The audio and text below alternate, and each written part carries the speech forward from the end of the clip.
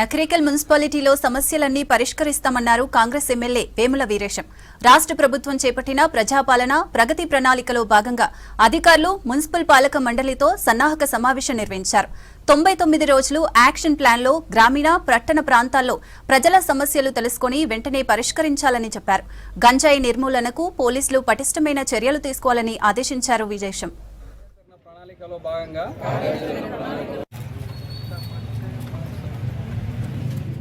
గౌరవనీయులు ముఖ్యమంత్రి రేవంత్ అన్న 99 రోజుల ప్రజాపాలన ప్రగతి ప్రణాళికను రూపొందించి అన్ని డిపార్ట్మెంట్లను ఇన్వాల్వ్ చేసి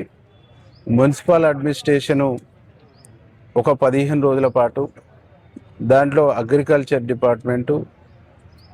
ఇరిగేషన్ డిపార్ట్మెంటు, పోలీస్ డిపార్ట్మెంటు, అట్లాగే ఆల్ డిపార్ట్మెంట్స్ను ఇన్వాల్వ్ చేసేసి ఈ 99 రోజుల పాటు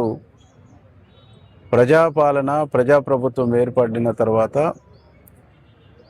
గ్రామీణ ప్రాంతాల నుంచి మొదలుకొని పట్టణ ప్రాంతాల వరకు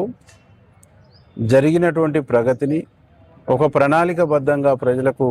వివరిస్తూ ఇంకా అక్కడ ఉండేటువంటి నీడ్స్, అక్కడ ఉండేటువంటి అవసరాలు, మౌలిక వసతులు కానీ మౌలిక సదుపాయాల విషయంలో ఏమేమి అవసరాలు ఉన్నాయనేటువంటి దాన్ని మళ్ళీ తిరిగి ప్రభుత్వం దృష్టికి తీసుకురావడం కోసం ఒక అనుసంధానంగా ఈ కార్యక్రమాన్ని నిర్వహించడం జరుగుతూ ఉంది. దీంట్లో ప్రజలందరూ పెద్ద ఎత్తున పాల్గొని ప్రజాప్రతినిధులు దీంట్లో క్రియాశీలకంగా ఇన్వాల్వ్ అయ్యి ఆల్ డిపార్ట్మెంట్స్ అధికారులు కూడా వారి సంబంధించినటువంటి ఈ 99 రోజుల ప్రణాళికలో